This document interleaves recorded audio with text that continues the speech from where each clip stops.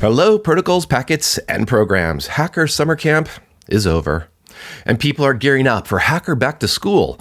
Skip the discounts on top 10 lists and phishing awareness, invest in passkeys, and sign up for a secure design class. Which means this week we talk with Emily Fox and Roman Zhukov about creating secure baselines, securing open source projects, and influencing policy. Get ready for homework and stay tuned for Application Security Weekly. This is a Security Weekly production for security professionals by security professionals. Please visit securityweekly.com/subscribe to subscribe to all the shows on our network. It's the show to learn the latest tools and techniques to understand DevOps, applications, and the cloud. Your trusted source for the latest AppSec news. It's time for Application Security Weekly. Tired of the endless cycle of cloud vulnerabilities? Avoid over 95% of CVEs with minimal container images from Minimus. No bloated base layers, no unnecessary packages, just what your app needs to run. Drop Minimus images into existing deployments to dramatically reduce your attack surface and remediation work. Maximum security, minimum effort. That's Minimus. Visit securityweekly.com/Minimus to learn more. This is episode 345. It's 1, 2, 3, 4, 5. It's pretty fun. I'm a math nerd. I like numbers. Recorded August 25th, 2025. Look at that 2025 repetition there. I am your math nerd host, Mike Shima. I'm here with also a nerd of sorts as well, John Kinsella. Hello, fellow I'm just nerd. an LLM today. I can't count higher than 5. I'm sorry. How many L's are in Kinsella? We'll be checking after at the end of the episode. Now, while John's playing with an LLM, the rest of you can come join us at InfoSec World 2025, October 27th to 29th at Disney's Coronado Springs Resort, Lake Buena Vista. That's in Florida. With pre-event workshops, October 25th and 26th, and post-event workshops, October 29th and 30th. Connect, learn, and level up your cyber game. Save 25% now with code ISW25-SW at securityweekly.com/ISW2025. Oh, so many 25s today. We have some guests. Emily Fox is a DevOps enthusiast, security unicorn, and advocate for women in technology. She has worked in security for over 15 years to drive a cultural change where security is unobstructive, natural, and accessible to everyone. Hello, Emily. Great to have you back as well. And you come with a fellow accomplice. This is Roman Zhukov. He's the security communities lead at Red Hat. He participates in several open source security initiatives as a security champion for open source projects, contributor to several working groups under OpenSSF, Eclipse, and other foundations. He's also a member of the EU official CRA standardization working groups. Hello, Roman. Hi, happy to be here. Happy to have you both. And as I mentioned there at the end, there's a CRA standardization process. One of the things that we talked about in the past was on the show here was the OSPF baseline, a security baseline, and just what does that mean for open source communities, open source projects? And we're bringing in some CRA. So we do need to, I'm harping on that because we need to actually define what we're talking about. So what the heck is the CRA? It's not the Cyber Risk Alliance. It's something else. We need to set the stage here and help us out, Roman. Yeah, definitely something else. CRA stands for Cyber Resiliency Act, which is a European Union regulation which is actually applicable worldwide to all who does commercial activity in or with the European Union. This regulation aims to safeguard consumers and businesses buying or using so-called products with digital elements with the introduction of mandatory cybersecurity requirements, mainly for manufacturers, but through entire life cycle of these products and its supply chain. That's why whole ecosystem and open source comes to play. Indeed. And we have seen not to start off cynical, but we have seen frameworks in the past. We've seen regulations in the past. We've had several Octobers of cybersecurity awareness training about SDLCs being secure. Why is this different? What's going to work this time? Well, I think there's a couple of different reasons why this could be successful, but I think part of it is over the past 20 plus years of IT security, we've seen a lot of technology innovation and changes, and we've not really seen major shifts in cybersecurity practices outside of major security incidents. SolarWinds is the most problematic that exposed everybody to like this lovely fallacy of security when we're ignoring all of the supply chain considerations with traditional security practices. With CRA and baselines and things like that, the initiative is slightly different. We don't have a security incident that everybody is hair on fire responding to. What lessons can we learn? How can we write new frameworks, new standards, new policies to be able to fix a lot of that? CRA is a little bit more deliberate in its approach. It's a little bit more comprehensive. It's taking a lot of the assumptions that consumers have around IT producers that we're confident they're doing the right thing, confident that they're universally applying security best practices that everybody in the industry well and meaningfully understands and applies on a regular basis. And Sierra actually codifies that and says, no, this is the way it's going to be moving forward. And clearly there does that emphasis on protecting the user. So these are very positive things.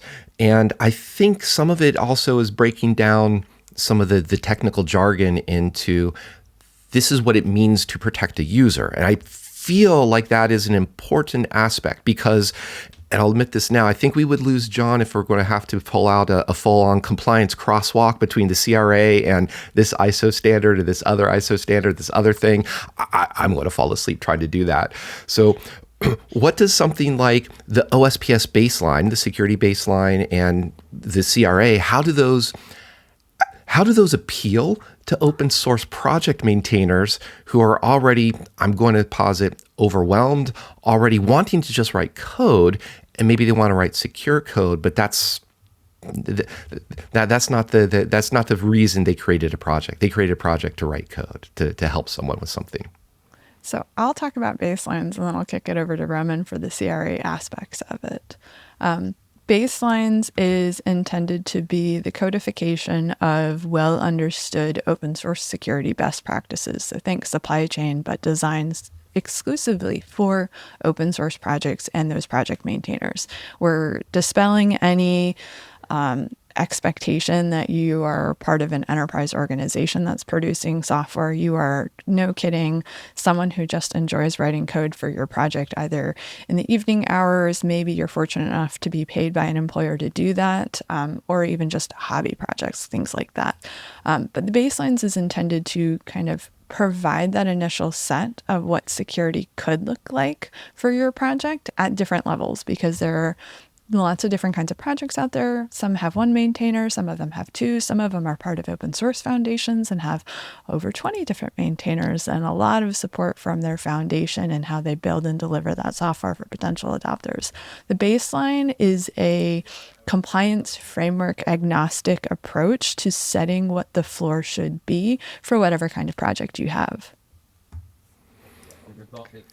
Yeah, and this is very important for the CRA itself, because the biggest thing behind the regulation is that it enforces security by default, which we as a security nerds have been teaching for decades for developers and others who create the software and products, right? To be able to make it secure by default. And open source security baselines is a good instrument to actually support this notion, this definition. That's why we believe that the OSPS will support CRA in a good and meaningful way, and will be able to translate the regulation itself, the kind of legal text, and all of these to the actionable items that then open source developers can take and implement, if not all already. So that's why it's so important and so connected.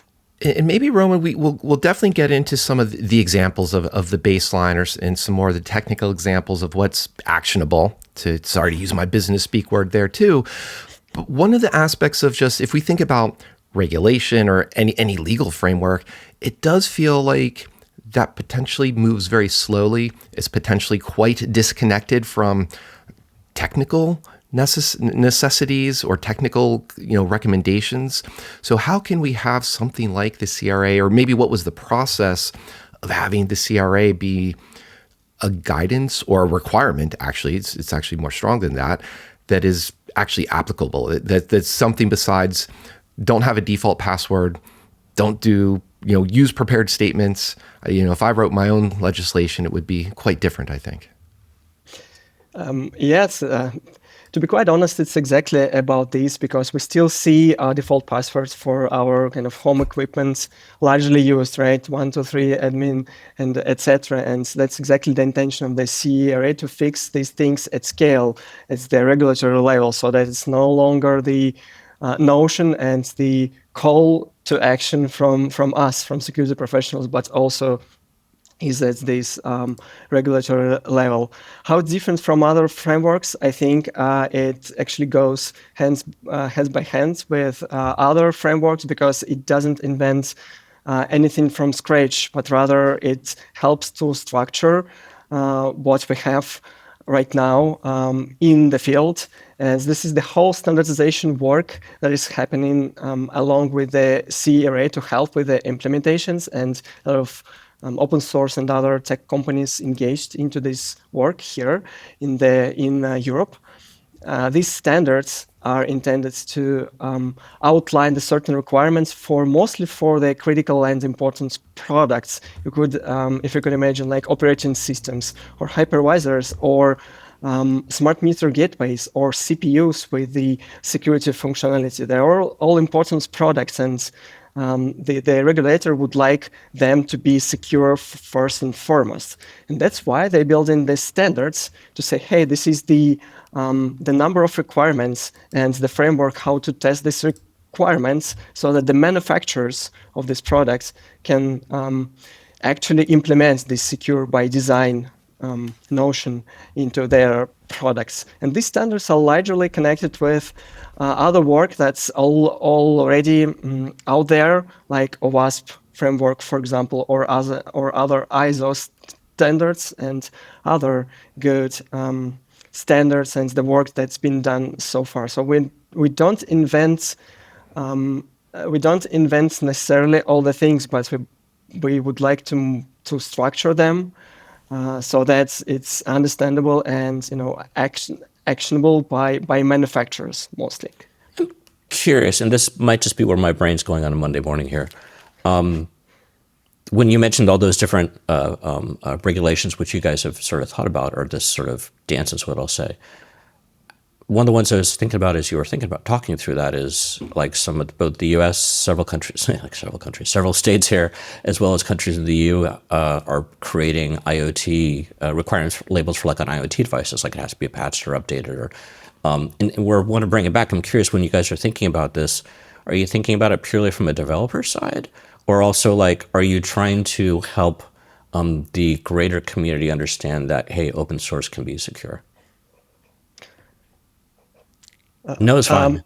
Yeah. I think the CRA is slightly different from what we had before, because it actually introduces the clear roles that are existed, in fact, in ecosystem.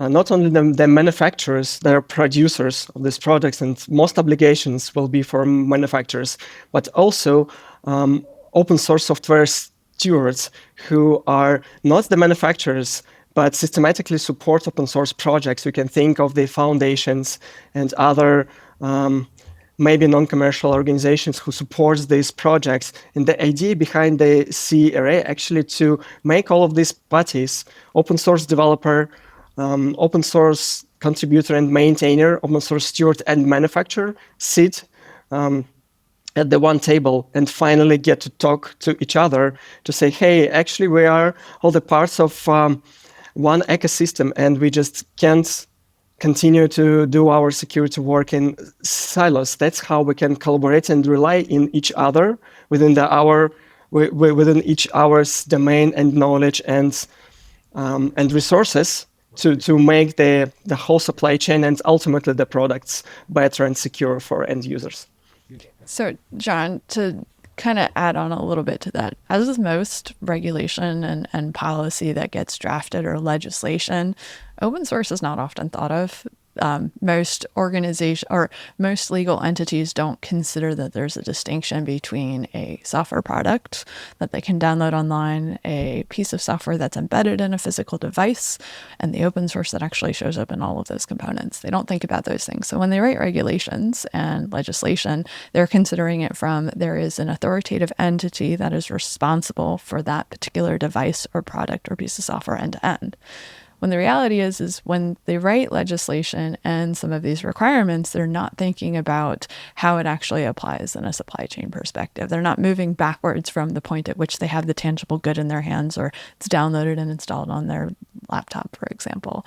So CRA had to actually adjust and accommodate for the fact that open source exists and it needs to start designing for that. And one of the ways that those legislators planned for that is that concept of stewardship. But that also places an expectation that there are large organizations that might have some ability to influence an open source project, or those open source project maintainers who are usually lone wolves out on the internet doing what it is that they do best, creating awesome software that's available for reuse, subject to its license.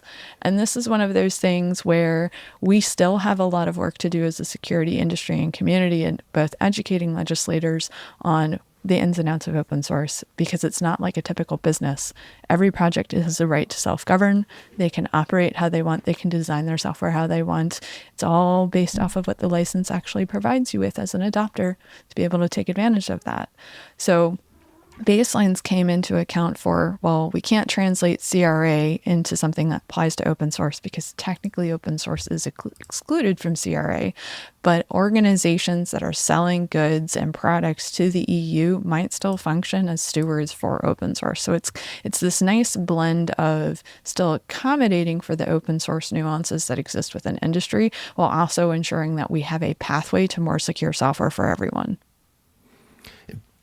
Talking about open source, there's also an aspect, is I think you were alluding to as well, who are the maintainers or stewards, in the sense of, with the Linux kernel, I can't remember the exact number, but I think approximately 50 to 75% of the code comes from developers who are employees of a major company.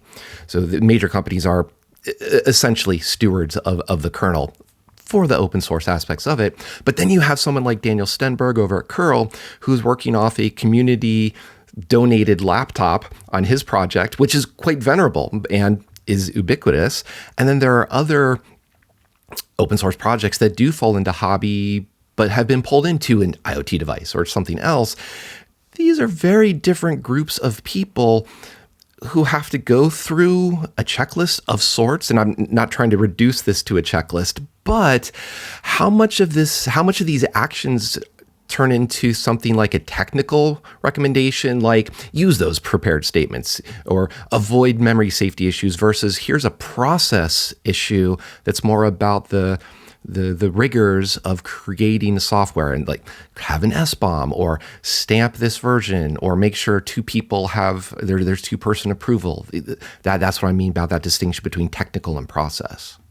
So that's where the baseline steps in, is creating that space for open source projects that are interested in up-leveling their security and aligning with some of the intentionality of CRA and giving them that kind of guidance. There are other efforts underway, like I'm working on a project right now in OpenSSF on creating that standardized CAN statement language for projects, because ultimately security best practices for supply chain security are fairly fixed. You should have branch protection in place. You shouldn't allow forced pushes to your main branch, for example. You should be doing code reviews. Like, we have all of this guidance at a more technical open source recommendation level, and CRA is not going to codify that within their legislation. That's just far too low level for them.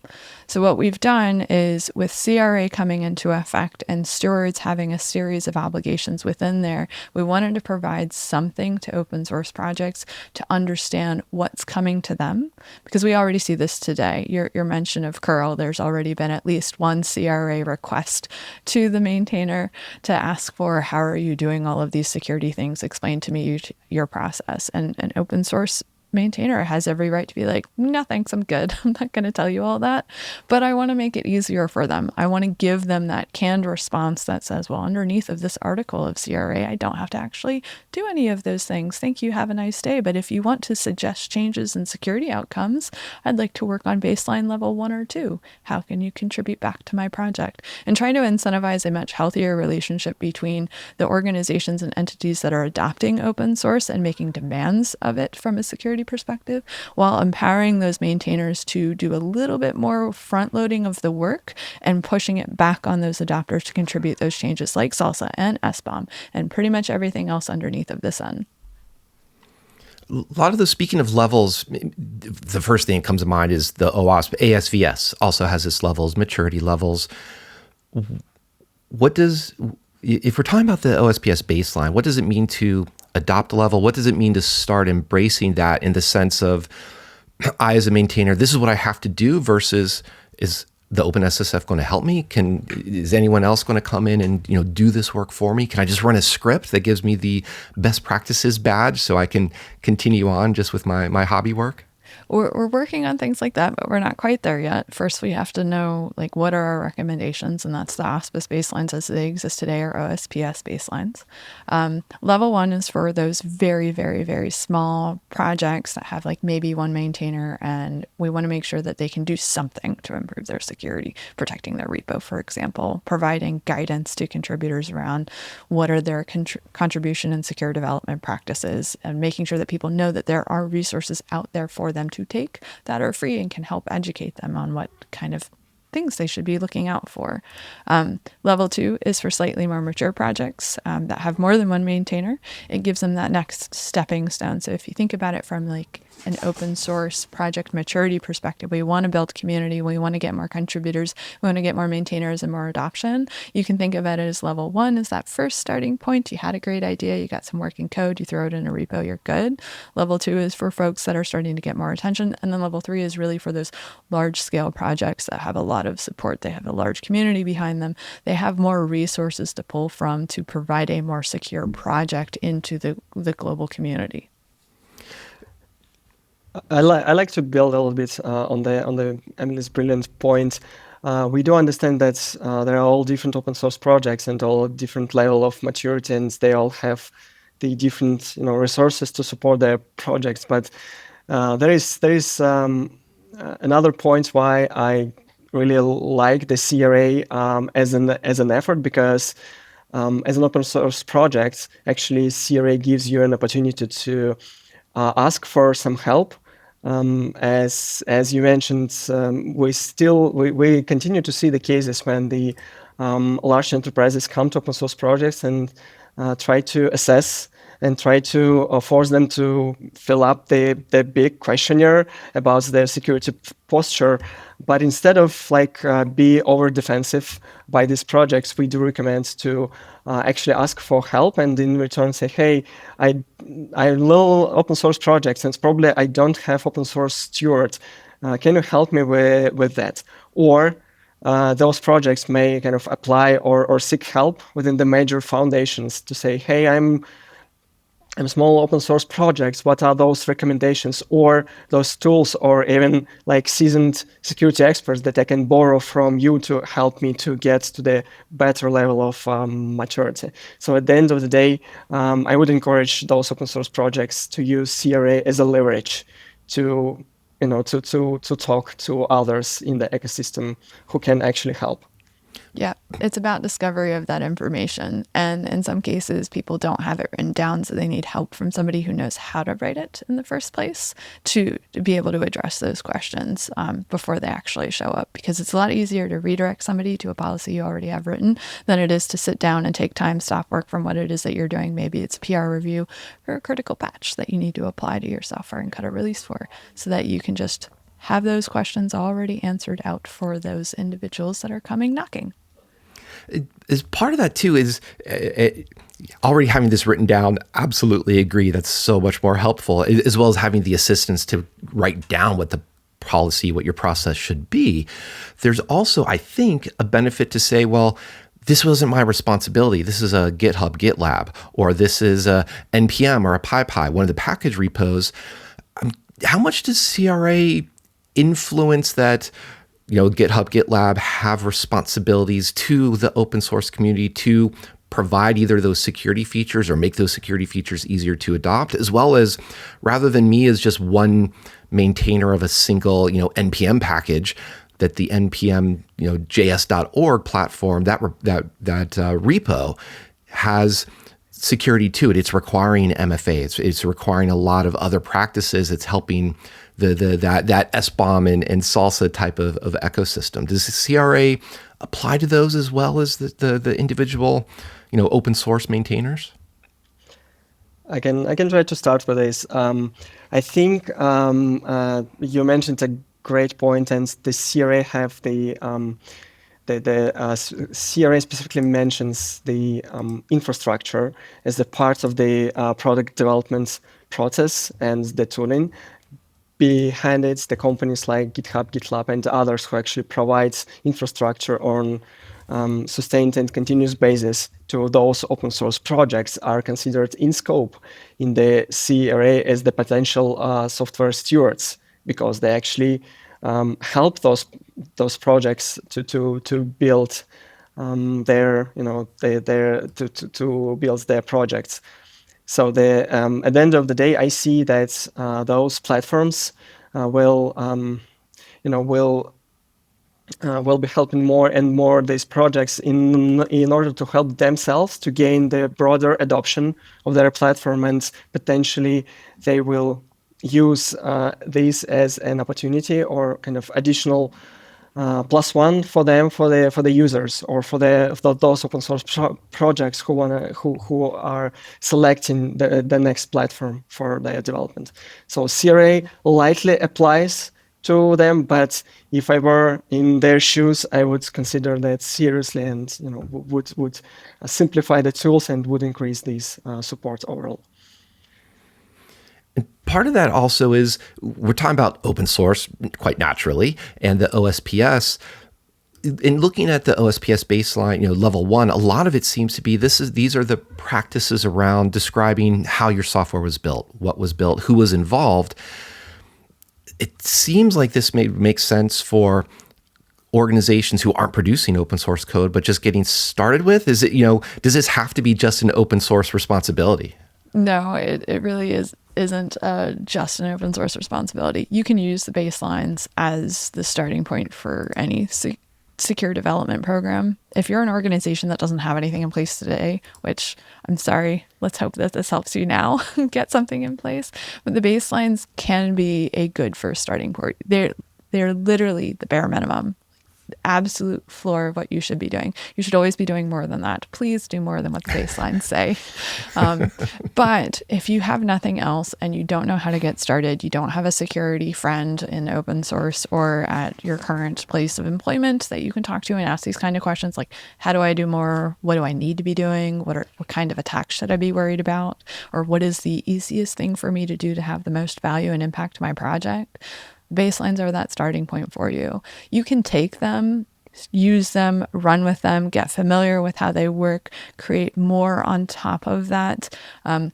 You can go from a small organization that's doing a little bit of software development, creating a really cool idea and concept that blows up into a full product line for your organization. And you can start with the security baselines and maturely evolve them into more enterprise-ready, secure development practices, and do hermetic builds, for example, and software signing and all of those things. The baselines give you that foundation.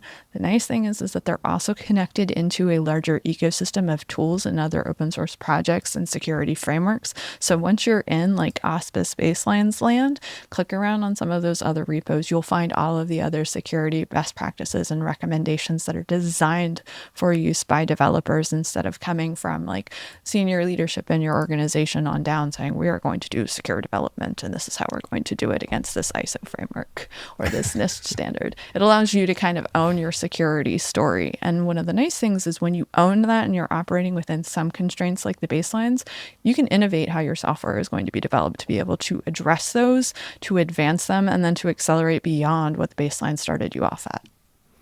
And I absolutely love the idea of we can be in charge of our story, but it's one thing to say we have a story. It's another to let's give a teaser. What's the ending of that story in the sense of what are the outcomes that we would hope to see from CRA or following the OSPS or just having better security? Because better security sounds nice, but also sounds a bit vague. What are the outcomes you're hoping for here?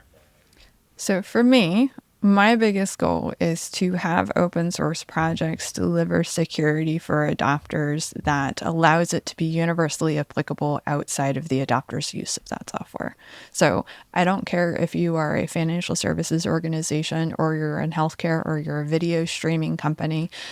You should be able to have some level of assurance that the security of the software that you're using from open source and hopefully contributing back to has some level of work that's already been done on it. It makes it that much easier for you as an organization so you can reallocate your resources to contributing back more changes and fixes for the security of those projects, but also focusing on the things within your software that actually provide you business value and provide you that kind of competitive advantage amongst your other competitors in this space. So for me, it's surfacing that information about what the security of the software is, what's already been done, what can you expect both as an adopter, but also as a contributor, because they're part of this process. Whenever I file a PR in an open source project, I'm expecting somebody to take a look at what it is that I have submitted and to provide me some commentary and feedback and changes that I need to make before they merge it in. I don't necessarily want them to be like, yep, that looks good. It's from Emily. Have a nice day. That's not how open source should work. So for me, it's making sure that we can continue to up-level security over time by starting with the most universally applicable software, and that is open source because it shows up everywhere. It's in every environment. And to me, it doesn't matter how you intend on using it or where you intend on using it. It matters that it has a starting point of security that those adopters can then tailor on top of for their environments and regulatory needs. So yeah, so it definitely gives us more than it. That story goes beyond just we trust Emily. You described that what those outcomes are. Roman, you've been very intimately involved with the CRA. Does the story that Emily's describing, does that match what you think the CRA outcomes are intending to as well, or is there a difference there? Yes, it is. I mean, it falls quite nicely within the CRA intention, which is great. But as I mentioned, there is a big educational work that we need to do within these policymakers and other standardization bodies.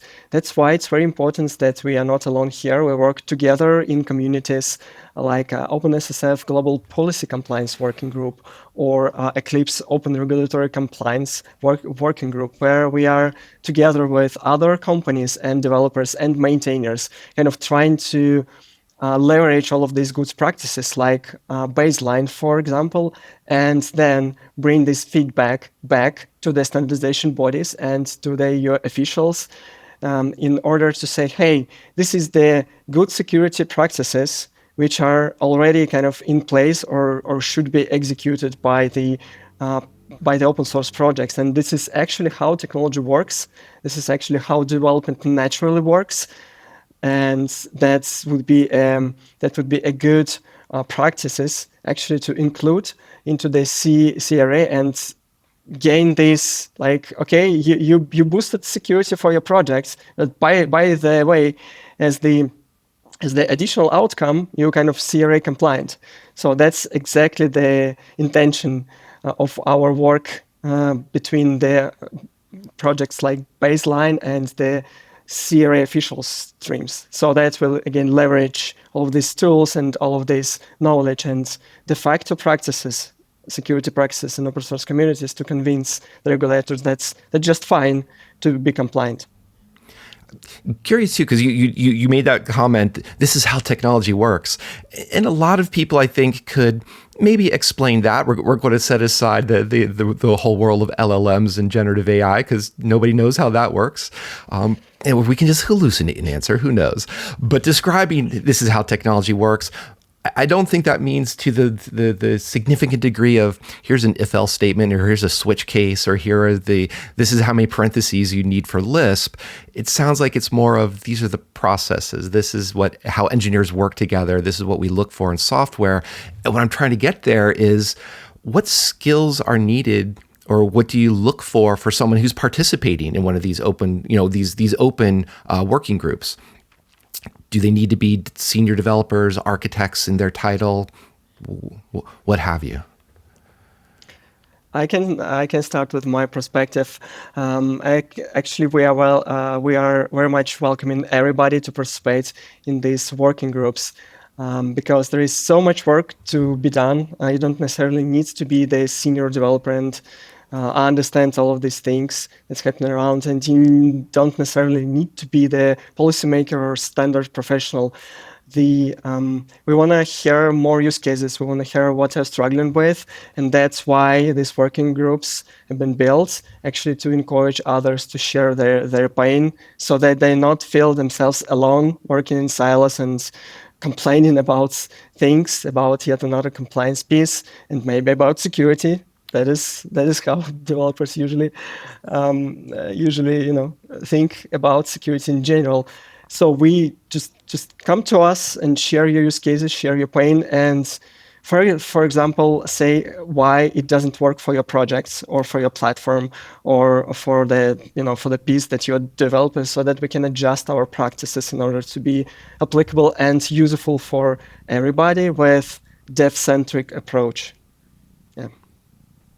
Yeah, and within Orbit, we have a similar problem. We have a lot of software engineers that do show up, but more from curiosity.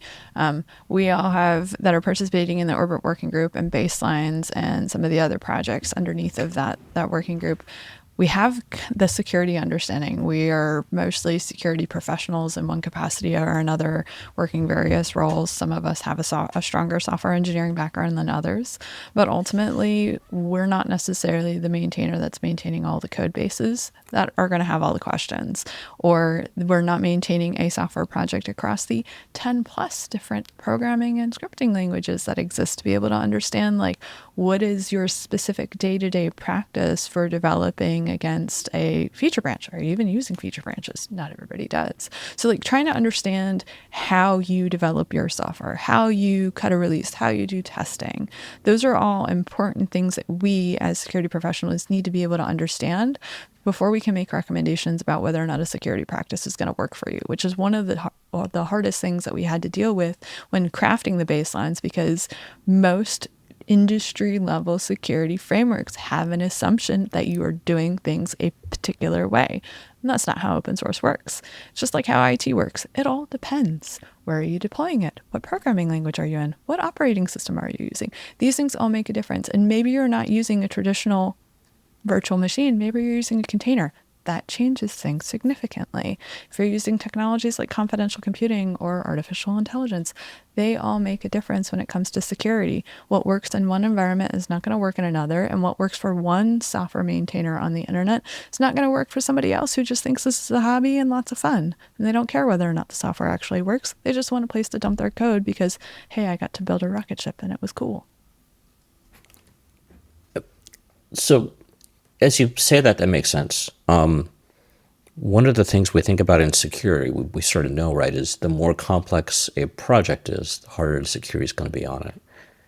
So when you're creating a spec, or not a spec, I don't want to call it a framework, but as you work on what you're working on now, specifically for open source, where it is, as you said, people have all sorts of different ways they're going to interact with it, how they use it as a professional, is it what language are they using, what technology?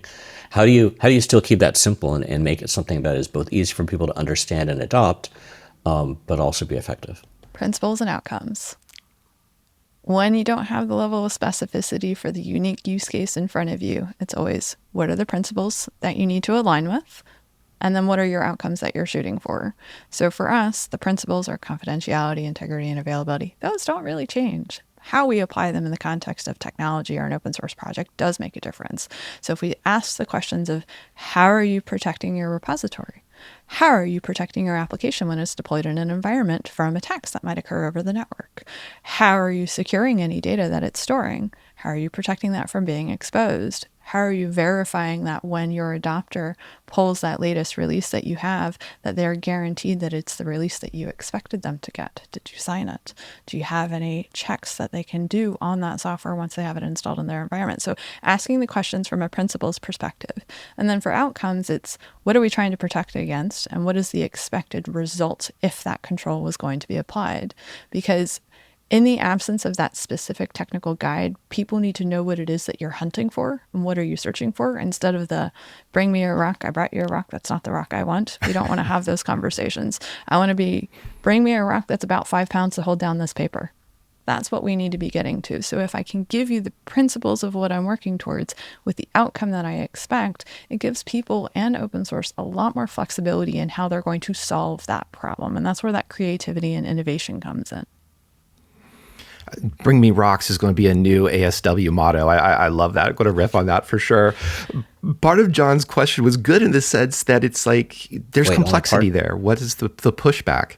And I'm curious, Roman and Emily, have you got, what kind of pushback, what kind of complaints did you get? Did the CRA receive, and how did they respond to that?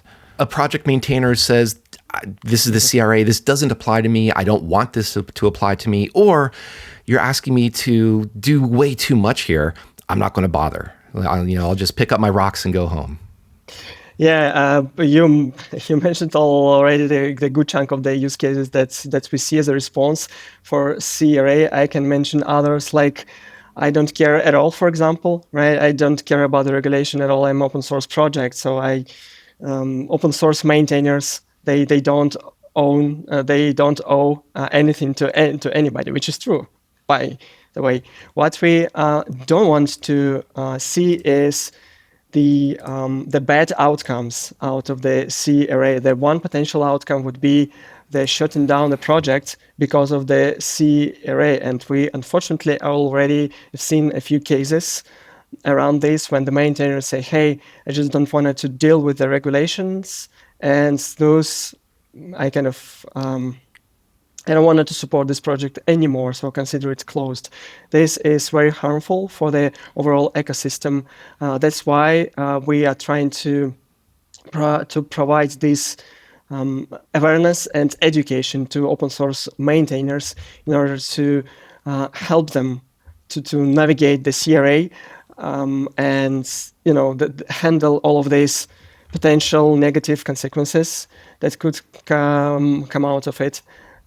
So yeah, basically there are all the complaints that we see right now. Or another one is, yes, it doesn't work for me, for example. This particular framework or piece of advice, it doesn't work for me. In this case, we really want the feedback from the projects and wanted to brainstorm together on the solution that could work. Because as Emily mentioned, the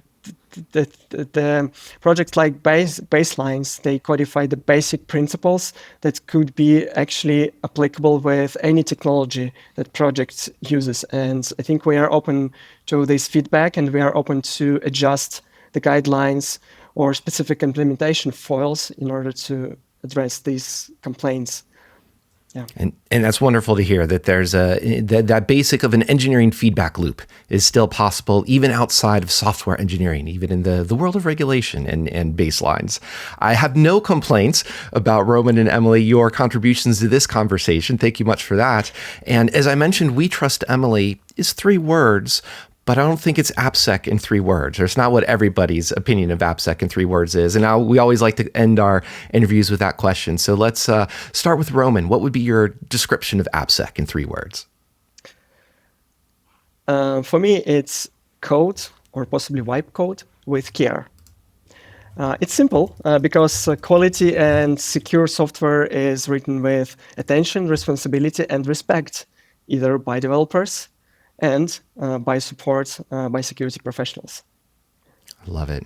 Got it. How do you top that, Emily? Change is coming. in so many different ways. The use of artificial intelligence and vibe coding, as Roman referenced, is going to change the way we do application security. The prevalence of a cryptographically relevant quantum computer is going to change how most applications conduct cryptographic operations themselves. And with that, there's always going to be change. There's enough technical change happening on the horizon that always influences security. Maybe it's the day after, maybe it's 5 years later, but change is coming. So it's important to be flexible as we're moving through application security. And as always, it just depends on what works for you.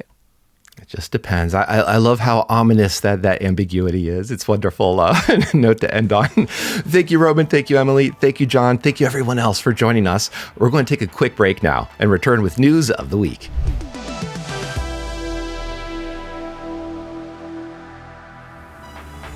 Ransomware, supply chain attacks, 0 days. Cyber threats don't wait, and neither should your defenses. With ThreatLocker, you're not just reacting to threats, you're stopping them before they start. Our Zero Trust endpoint protection locks down your environment with pinpoint control over what's allowed to run and what's not. No guesswork, no blind spots. Just proactive, built-for-now security that keeps your business moving. Want to see how a true default deny strategy works? Head over to securityweekly.com/threatlocker and take the first step towards shutting the door on threats before they even knock. Security Weekly and Cyber Risk TV are headed back to one of the biggest identity security events of the year, Octane 2025, put on by Okta, live September 24th through 26th from the vibrant city of Las Vegas. Octane 2025 brings together the best minds in identity, security, and technology innovation. And this year, we're pumping up the volume. Security Weekly will be on site in full force with Mandy Logan and Adrian Sanabria leading the charge. Get ready for a live-streamed executive interviews, exclusive on-site editorial coverage from SC Media, and brand new this year, a live-streamed episode of Enterprise Security Weekly. It's your chance to engage with identity leaders, dive into the future of AI security, and hang out with your favorite Security Weekly hosts. And here's the best part. Security Weekly listeners get an exclusive discount. Just head to securityweekly.com/octane, register, and use promo code OKTNSCMA25 to get your conference pass for $200. See you there. Welcome back to Application Security Weekly. We just talked with Emily Fox and Roman Zhukov about turning regulations about security into practical open source practices that makes projects secure. I'm your host, Mike Shima, and I'm here with John Kinsella, and I couldn't figure out another P for alliteration, so we're going to have to talk about programming and problems and MCPs in the news today, John. And I apologize in advance for making us talk about more MCPs, but they're everywhere. They're everywhere, John. Yes, they are. So one of them is an article. This is from Kudelski Security Research, how we exploited CodeRabbit from a simple PR to RCE and write access on 1 million repos. So CodeRabbit is a commercial SaaS vendor, but it is basically LLM-driven type of code review. And in these days, people are always looking at LLMs to figure out, do we write code with it? Does it comment on code? Does it analyze code? Does it analyze code for security or just for correctness or for style? These types of things. So you can fill in even more blanks. I rattled off a list that I'm sure is very incomplete. But deep breath. One of the fun things about this is that, like any SaaS app, any app that you're granting access to your repo, here is a OAuth flow, here's an OIDC flow. Sure, I'll grant you read access. So there's some granularity there that we would hope happens. And so far, what I've described is just a common security concern, common type of security review check that is completely independent of LLMs. So to bring the LLM part into here, CodeRabbit can do code reviews. And it actually on the back end runs some SAST tools and some security tools that, as part of the LLM that is orchestrating just to figure out, oh, you probably have a security issue here. Our tool, or this open source tool, found it. What the researchers discovered was that they could trick Rubocop into saying, hey, my repo contains an extension to Rubocop. So hey, go look into this ext.rb file for some code to execute as part of your security scan. And it just so happens that that code that LLM now decided to execute through Rubocop was basically a dump of environment variables. And near the end of the article, they've got 100 lines, over 100 lines of a lot of API keys out of that environment variable. And this is the way that those API keys turn into one grant of read access into, you can impersonate basically anything that this code rabbit has access to of all those repo grants. So I'll give you another moment, John, to think about this, just in case you had granted access to your own personal repos, and go fix that now on air before you have to talk about this. I'll be right back. No, I've never used this tool. I mean, I was going to say, on the positive note, at least they separated out their keys into a separate location, so they were separate from the rest of the code. So that's sort of a good thing, right? What I was thinking through as you're describing this so eloquently, one of the first times I escaped sort of a restricted environment, like many, many years ago, I was like, I think it was a college system, not my college, but I was in an environment where there's only so many commands you could run because they were trying to stop us from, getting shells and doing things. And I was running VI, and I remember that, hey, you can open a shell, you can go out to a shell from VI. I was able to get through and have fun from that point of view. And this is that same sort of thing. How many years later, as you add functionality and features to a application, it becomes more and more cats you have to herd. And just the second, what sort of bringing these two pieces together here is startup. Oh, they were at one point a startup. They're a little bigger now, but like, you're still trying to move as quickly as possible and produce something that wows people and gets them to want to buy your product, and you get investment. We've seen this cycle before, but how do you do that, particularly in code analysis and code review? You can't write all this stuff yourself, right? I mean, you're rewriting a wheel that someone else has written, but also you just ain't got the time or the resources. So you got to go and find these other packages you can use and hope they're good enough, and hope they're secure enough, and hope that you're securing them and how you use them. And if not, you end up on ASW. So yeah, it's unfortunate, but that is. I mean, I guess I think they had a timeline in here. I guess probably the one of the bigger things I'd care about is how quickly they respond to it.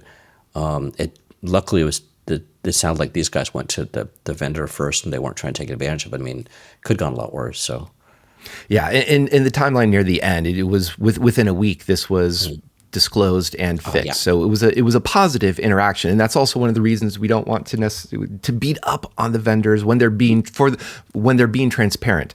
We can beat up on them for other reasons, perhaps, but transparency is something we want to encourage. And the other reason I did pull this, because I did get a chuckle out of Rubocop, which is ostensibly a security-minded, Ruby scanner. That was our attack surface here. And another parallel, stick with me here, maybe we'll see if you can make fun of me for this, is that it was surprising, or it can be a surprise, that Rubocop or VI basically has a shell execution mechanism in it. And the shell execution can be surprising if you're not intimately familiar with all of the ins and outs of these deterministic tools. And the reason I added that deterministic in there is, in a way, that's the old school version of prompt injection. Is sort of, we didn't realize that you could execute a shell this way. And I still haven't realized how to exit the shell version of VI, because man, I typed a couple of characters, got into the shell, could not figure out how to just go back to editing, and had to Control-C everything. But that was enough about me, John. I do have some more MCP articles. This is from Datadog with an article about MCP vuln case study about a SQL injection in the Postgres MCP server. And honestly, this just boils down to Anthropic created a reference implementation of an MCP for working with Postgres, and that reference implementation was possibly cribbed from Stack Overflow, like many LLMs are trained on. And in the true spirit of Stack Overflow code, it had basically a vanilla, trivial SQL injection vuln in it, string concatenation, and all you needed to do was know that semicolons could continue a SQL injection query. And so honestly, there was nothing too exciting, technique-wise. And what was interesting to me too, if you look at the timeline for this one, the vulnerability was originally identified back in November 2024 by a security researcher, and then rediscovered by a Datadog engineer in April 2025. And the solution here was basically to say, oh, this reference implementation is retired. We're just going to archive it. We're not going to bother fixing anything. So there's a lot there, I think, of just, let me say, old school pre-world of AI security practices in there that are just being re-implemented about AI. So I feel a little bit old man shakes fist at cloud covering it that way, but is there something else to learn from this? I think there's a few things. I've landed on this repo, not specifically the Postgres MCP, but like, yeah, that they created well, they both have some reference implementations as well as they've got in this repo. If I remember right, there's some other third-party, their servers. There's some other, I'm just clicking around here, sorry. Yeah, they're broken down by like file system or Git or memory or sequential thinking. So different types of like MCP servers are like right there for you to be able to get, or else they send you off to a different location. I always thought that was sort of, every time I land there, I'm like, wait, that's not, I was expecting to go to a separate GitHub repo, but I'm on MCP is like the actual main one. I'm like, oh, okay. Interesting choice. You know, you want to make it easy for people to find examples and get going with things, but at the same time, I don't know, not positive. But what I am positive of, what I've been thinking about since I saw this during the week, is how, if you're building in a technology space such as AI or LMs right now, which is fairly polarizing, right? So some people are really into them, some people not. Mm-hmm. When you create new functionality or new features, it feels to me like you need to be thinking a little more to make sure you're not sort of putting a big target on yourself, going like, hey, I'm here, shoot at me. But how do you balance that? Because you want to do things like this. You want to say, hey, here's this MCP thing we made. We think it's really cool. We want even our competitors to be using it. And, so here's some examples. Here's, the spec. Here's, great research on it that they've done over the last 6 months. But at the same time, you don't want to be fodder for the other folks. You have to be either careful. Like, I don't know, it's a dance, and it's like, it's on my mind of how do you think about that? How do you sort of minimize the exposure while at the same time try to do great things at speed? And I agree with that, because there's an eagerness to just try, oh, here's another MCP server. I want to install this one and this one and this one, and just have my natural language type out, show me, do some very weird and complex SQL query, but do it through the natural language I described. There's an appeal there. But that parallel is also like early days of Docker images that had malware, that had backdoors, that had all sorts of things. And people are like, oh, I'll just download this Docker image to play with this reference implementation. Or here is what the vendor provides. And hopefully it's actually a secure image. So it's that eagerness combined with the lack of good sandboxing within MCP that makes me more worried about this. And this is where it feels like a lot of internal security teams at organizations are trying to figure out just how do we get a handle on MCPs themselves versus just what people are downloading and running, because it's not great. And it's not great, I realize, is a very insightful commentary. So why don't we move on? 3 words. It's 3 words.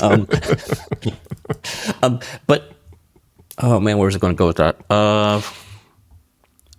It feels, actually, I might be leading you here. It feels like we need to be doing better sandboxing of that beast, right? So some folks worry about, oh my God, you've got this thing connected to your LLM, it can do anything, and it's going to take over the world, and rah, rah, rah.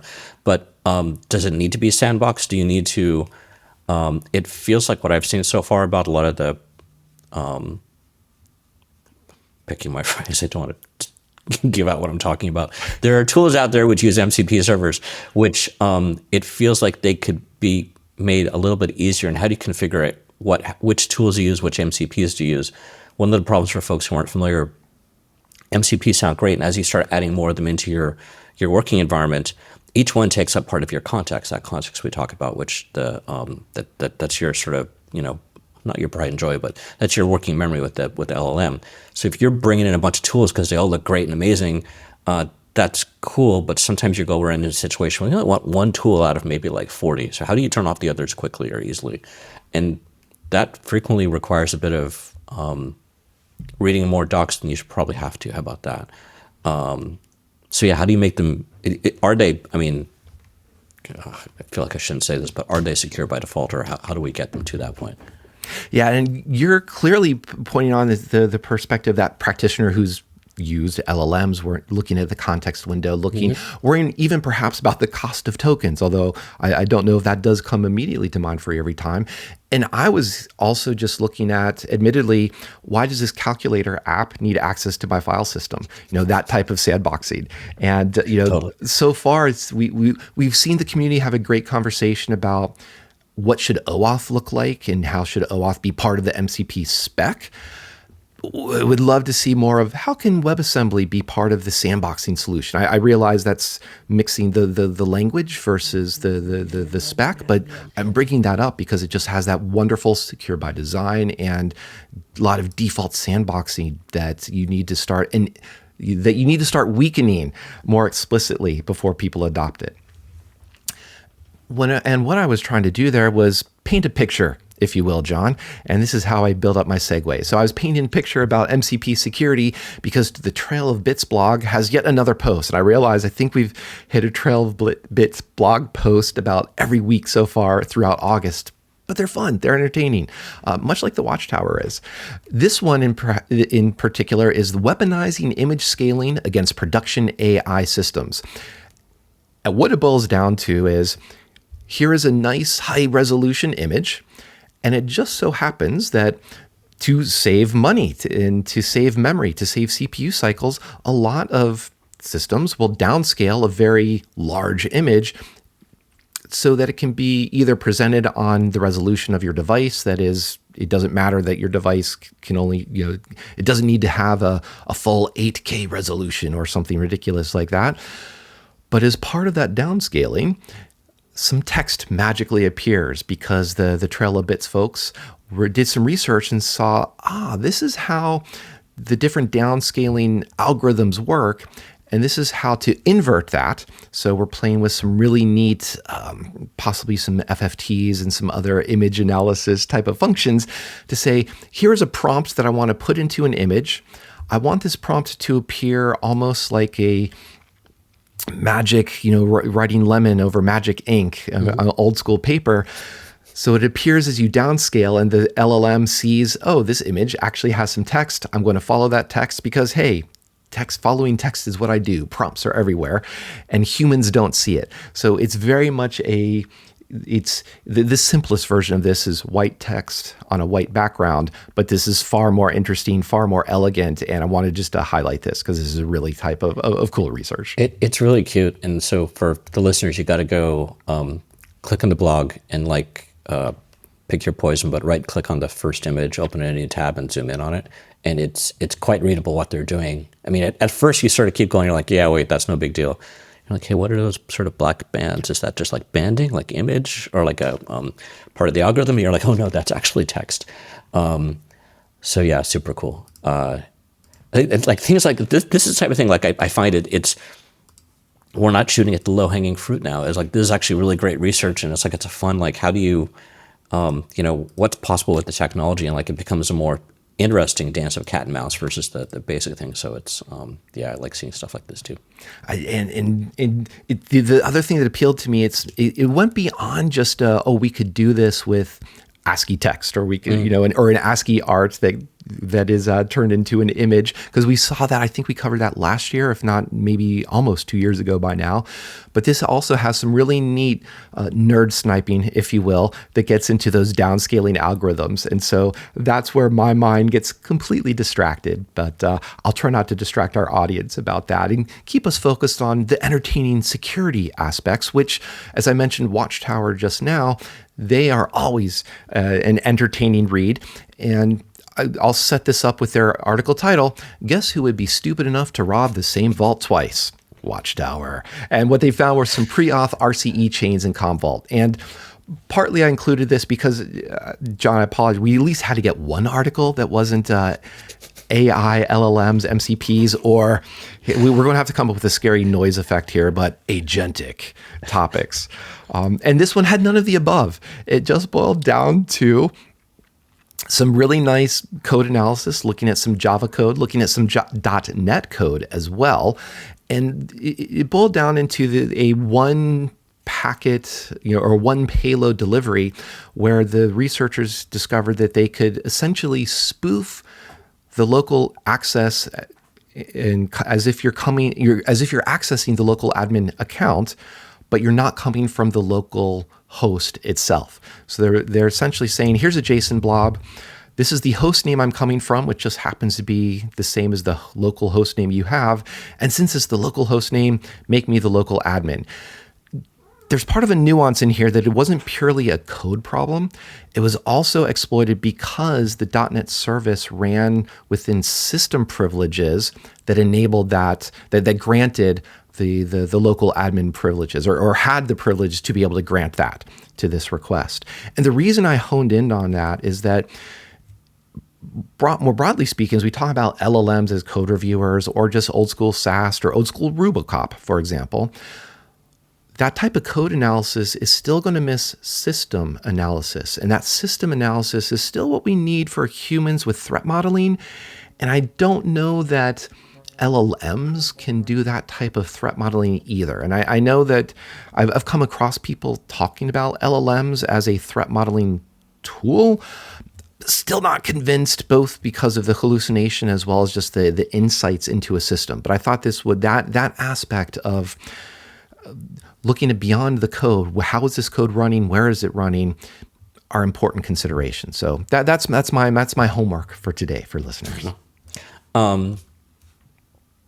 I'll focus on this first. And yeah, these guys are having a lot of fun. Yeah, I'm not going to lie. I haven't read through the whole article on this one. But I do want to go back to the, well, yes, congratulations on finding something to which it wasn't LLM based. And also wasn't my fault this week. But and we can probably, we could either talk about this, or it might be like an interesting segment to do in the future to mention on air, but like to actually talk about using a LLM for doing threat modeling. What I've found, I haven't done it for threat modeling, I do it for software design. It's really good to get it to ask you questions, and it's going to be parroting questions it has off the internet from probably, go and find things at OWASP in different places, but it's actually pretty good at saying, hey, give me 5 questions to make me think more about X. So from a threat modeling point of view, if you're like, it'd be similar to being at a whiteboard with someone and sort of figuring out what are we doing, how are we going through, what's the data path. It'd be interesting to see how that works. And part of where those questions come from are things like top 10 lists or just guides about security or the ASVS. And so I will be upfront to admit that I will appreciate those questions. And I think posing those questions is helpful.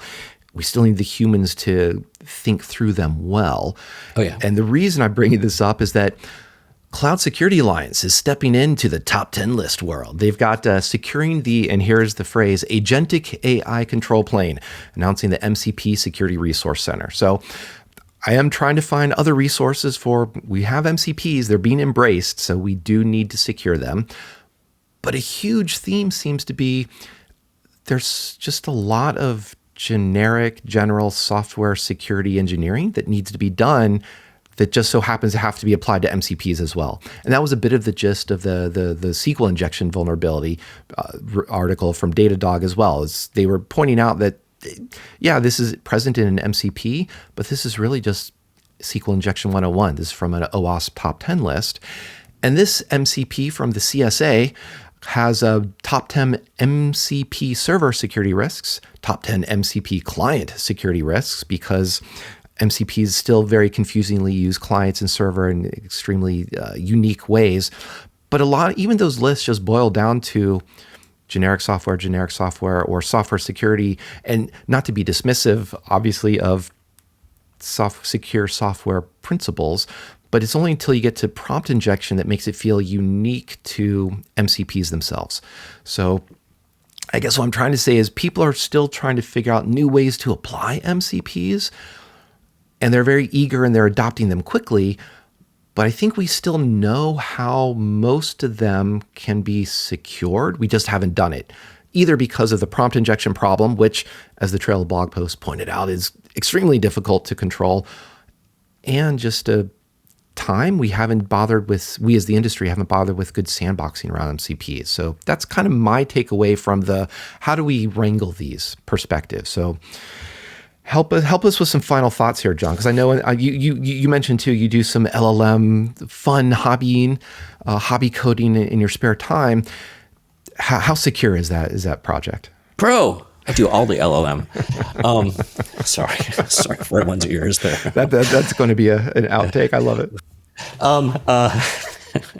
Yeah, no, I'm playing a lot in this space. I'm actually, some of my other hobbies have sort of disappeared over the last month or two because I'm spending maybe too much time on this right now, but I find it very interesting. And I'm just doing it purely for I'm curious about it. It's not like a work thing or my next startup thing or anything else. It's just sort of I'm just playing with and trying to get a sense of it.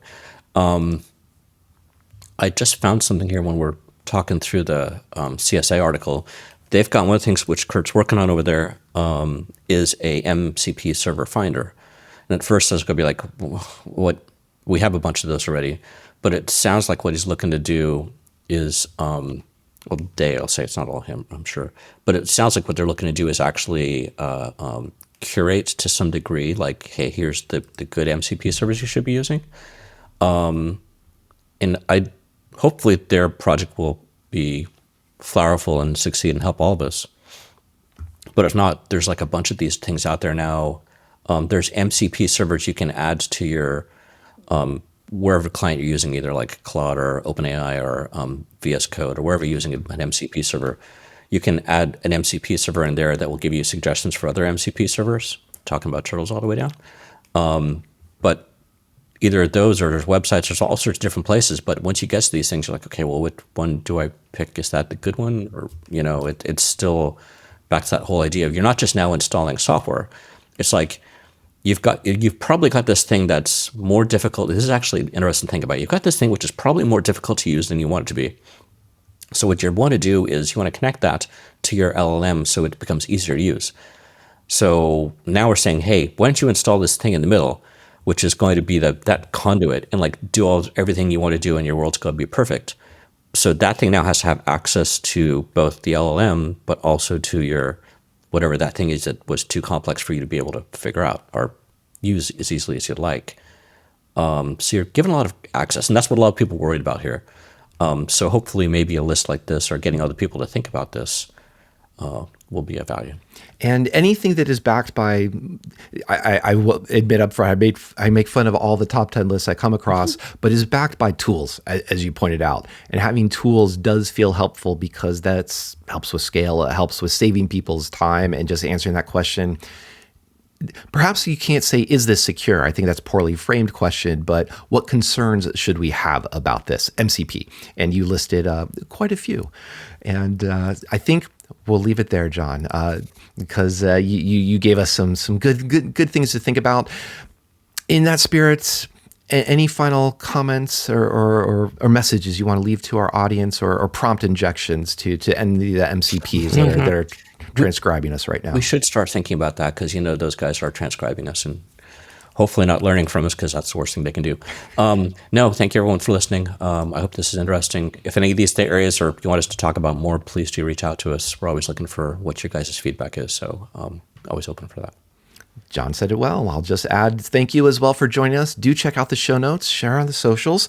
And speaking of huge things, that was a poor segue into my synthwave recommendation for the week, but I do want you to check out Leviathan by Megan McDuffie. Thank you, John. Thank you, everyone. We'll see you next time on Application Security Weekly.